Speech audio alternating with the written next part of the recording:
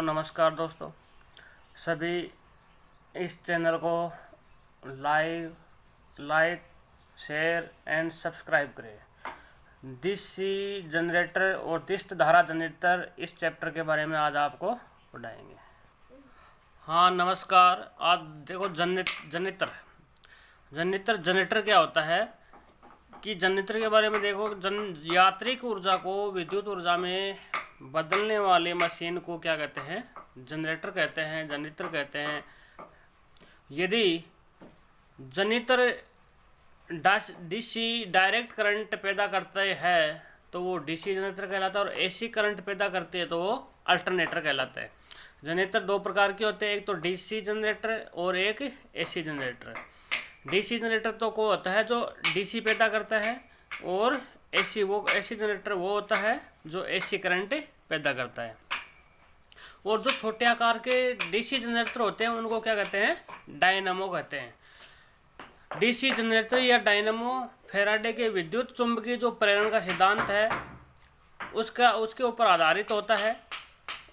जो ये सिद्धांत है फैराडे के विद्युत चुंबकीय प्रेरण का सिद्धांत है, उसके अनुसार क्या होता है सिद्धांत कि यदि कोई भी चालक किसी चुंबकीय क्षेत्र में इस प्रकार गतिमान किया जाए कि उसकी गति से चुंबकीय बल रेखाओं का छेदन होता हो, तो उस चालक में विद्युत वाहक बल उत्पन्न होता है।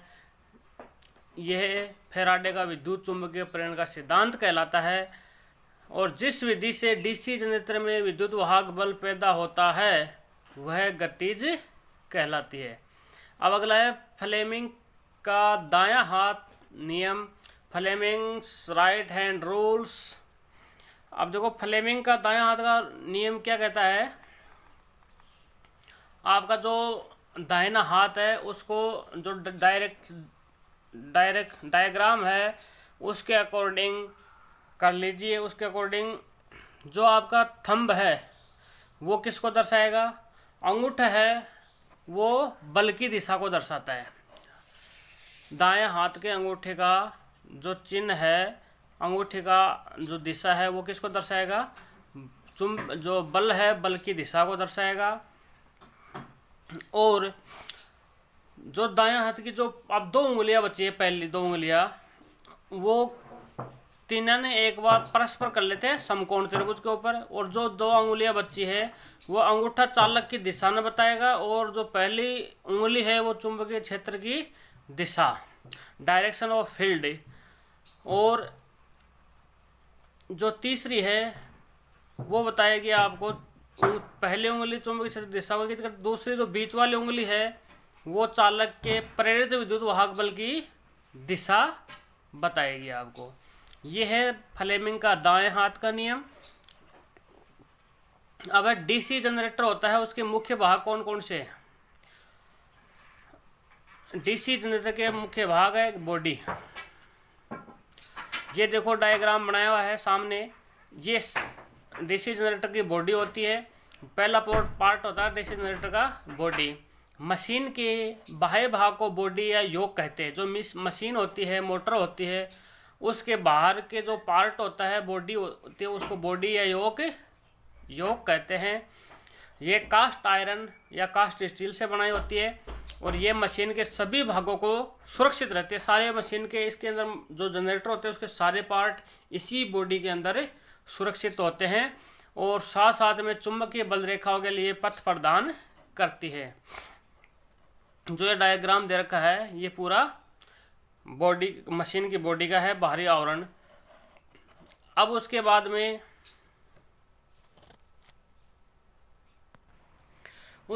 दूसरे नंबर पे आता है फील्ड पोल। इनका मुख्य कार्य होता है, ये मोटर के बॉडी के अंदर होते हैं ये फील्ड पोल। इनका मुख्य कार्य जो चुंबकीय क्षेत्र स्थापित करना होता है, चुंबकीय क्षेत्र होता है उसको स्थापित करना होता है। फील्ड पोल्स की न्यूनतम जो संख्या होती है वो 2 होती है, और सामान्यतः अधिकतम होती है वो 8 होती है। पोल्स की संख्या अधिकतम 8 और न्यूनतम 2 होती है।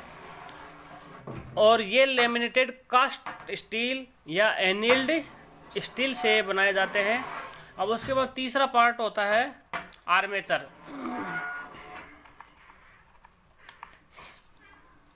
आर्मेचर क्या होता है, जो अंदर बेलनाकार पार्ट होता है ना, वो क्या कहलाता है, जो सिलिकॉन स्टील की पत्तियों से लेमिनेट करके एक साथ रिवेट करके बनाया जाता है। और आर्मेचर कोर के लेमिनेटेड होने से उनमें हिस्टेरेसिस क्षति और एडी करंट लॉस कम होता है। भंवर धारा, एडी करंट लॉस को क्या कहते हैं, भंवर धारा क्षति और हिस्टेरेसिस क्षति ये बिल्कुल ही कम होती है। आर्मेचर में आर्मेचर कॉयल स्थापित करने के लिए उसके अंदर स्लॉट कट्टे होते हैं। आर्मेचर का मुख्य कार्य चुंबकीय जो फ्लक्स का छेदन करके उसमें स्थापित आर्मेचर वाइंडिंग्स में विद्युत वाहक बल उत्पन्न करना होता है। सामान्यतः जो आर्मेचर होता है, आर्मेचर का प्रतिरोध का मान 1 ओम होता है। अब जो नीचे डायग्राम दे रखा है, ये आर्मेचर का डायग्राम है। ये डायग्राम किसका है, आर्मेचर का। आर्मेचर इस प्रकार का होता है, ये इसकी बनावट है आर्मेचर की। जो ये इस तरफ ये बेरिंग है, इसके अंदर ये कोयल होती है, यहाँ पर ये दूसरा इस साइड का बेरिंग है, बॉल बेरिंग बोलते इसको। यह है डीसी जनरेटर के घूमने वाले भाग पर स्थापित, जो शाफ्ट होती है ना, घूमने वाला भाग, उसके ऊपर इसको लगाया जाता है आर्मेचर को, शाफ्ट के ऊपर, जिससे घूमने वाला पार्ट है घूमता रहे। आर्मेचर में मुख्यतः 2 प्रकार से वाइंडिंग की जाती है। एक तो लैप वाइंडिंग होती है, वाइंडिंग 2 प्रकार से होती है, एक लैप वाइंडिंग और एक वेव वाइंडिंग। लैप वाइंडिंग होती है उसमें जो समांतर पथ होते हैं उनकी संख्या और पोल्स की संख्या दोनों बराबर होती है, तथा जो वेव वाइंडिंग में 2 होती है।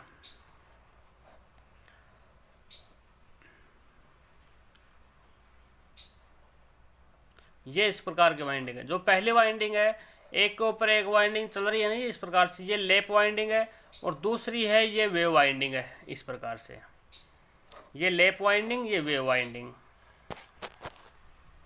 अब आगे देखो, लैप वाइंडिंग में वोल्टेज का मान हमेशा कम होता है, वेव वाइंडिंग में करंट का मान बहुत कम होता है। इसमें एक दूसरे के समांतर बहुत सा परिपथ होने से रेजिस्टेंस बहुत कम हो जाता है, जिससे करंट अधिक होता है। जहाँ अधिक वोल्टेज की आवश्यकता होती है वहाँ वेव वाइंडिंग का प्रयोग करते हैं। जहाँ आपको वोल्टेज ज़्यादा चाहिए उस जगह वेव वाइंडिंग करनी चाहिए, न कि लैप वाइंडिंग।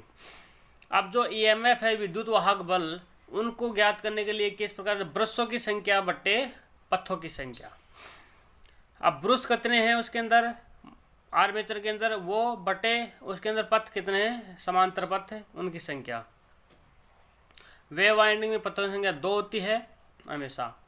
अगर आर्मेचर को स्लिप रिंग से जोड़ दिया जाए तो ये अल्टरनेटिंग करंट देगा। स्लिप रिंग से, जो चूड़ी की तरह से आती है स्लिप रिंग, उससे जोड़ दिया जाए तो ये एसी देगा। अगर आर्मेचर को कम्यूटेटर के साथ जोड़ दिया जाए तो ये डीसी करंट देगा। मशीन की जो ध्रुवों की जो पोल्स होते हैं उनकी समान संख्या के लिए लैप वाइंडिंग की तुलना में वेव वाइंडिंग में उत्पन्न विद्युत वाहक बल अधिक होगा। अब उसके बाद में कम्यूटेटर क्या होता है, दिक् परिवर्तक। अब देखो, दिक् परिवर्तक का डायग्राम ये इस प्रकार से होता है। ये स्टेक टूथ है, ये वाइंडिंग कॉयल है, ये कम्यूटेटर बार है, ये आर्मेचर शाफ्ट है, ये आर्मेचर शाफ्ट है, कम्यूटेटर बार है, ये वाइंडिंग कॉयल है यहाँ पर, और ये स्टेक टूथ है इस प्रकार।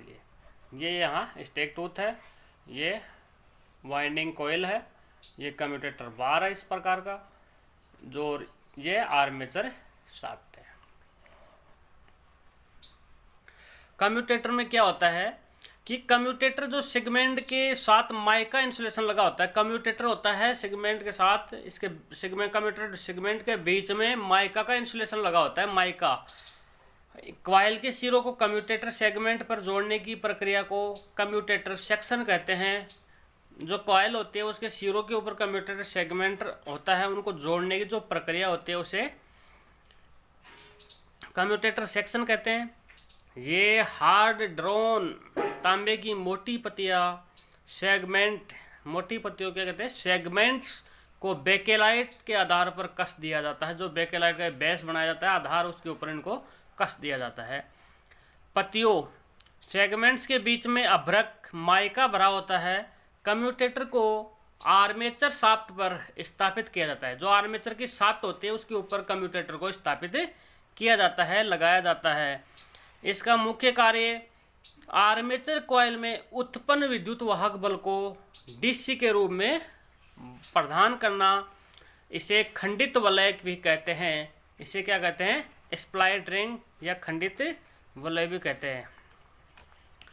स्पार्किंग रहित जो कम्यूटेशन प्राप्त करने के लिए कार्बन ब्रश और इंटरपोल्स के साथ साथ कंपेंसेटिंग वाइंडिंग भी प्रयोग की जाती है। अब ब्रश कौन कौन से किस प्रकार का होता है, ये ब्रश देख लो। इसके अंदर ये ब्रश होते हैं। ये रोटर आर्मेचर है। इधर जो ये यहाँ तीर के निशान ये यहाँ पर है, ये जहाँ आपको तीर का निशान दिखाई दे रहा है यहाँ ब्रश लिखा हुआ है, ये ब्रश है। और ये कम्यूटेटर है। इस प्रकार से ये यहाँ पर कम्यूटेटर है और ये ब्रश है। यहाँ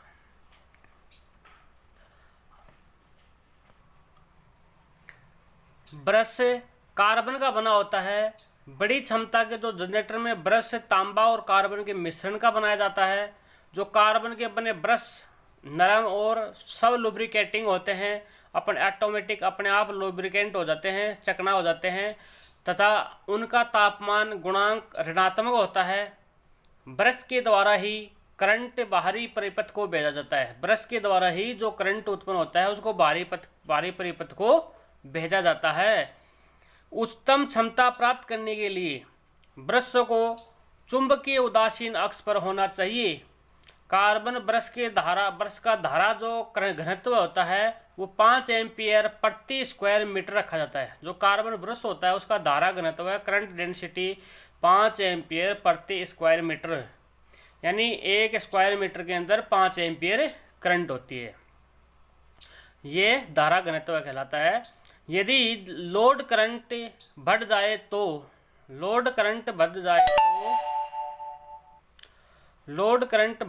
तो ब्रशेज का वोल्टेज ड्रॉप बंद हो जाता है। ब्रश और कम्यूटेटर की सहायता से एक दिशीय आघूर्ण प्राप्त किया जाता है। अब जो इक्वेशन है विद्युत वाहक बल की समीकरण है वो देख लीजिए आगे। इसे जनरेटर में उत्पन्न विद्युत वाहक बल की गणना करते हैं। जो जनरेटर होता है उसके अंदर विद्युत वाहक बल कितना उत्पन्न होता है वो इस प्रकार से ज्ञात करते हैं, इस फॉर्मूले से। E बराबर फाई ZN बट्टे 60 गुणा P बट्टे A। यहाँ पर E जनरेटर द्वारा पैदा विद्युत वाहक बल होता है, फाई प्रति पोल चुंबकीय फ्लक्स होता है, Z आर्मेचर चालकों की संख्या होती है। आर्मेचर, इसमें Z का मान क्या होता है? Z का मतलब क्या होता है? आर्मेचर चालकों की संख्या, number of armature conductor. N armature की घूर्णन गति, आर्मेचर कितनी 1 मिनट के अंदर कितने राउंड पर निकाल रहा है। P पोल्स की संख्या। A आर्मेचर वाइंडिंग में समांतर पथों की संख्या।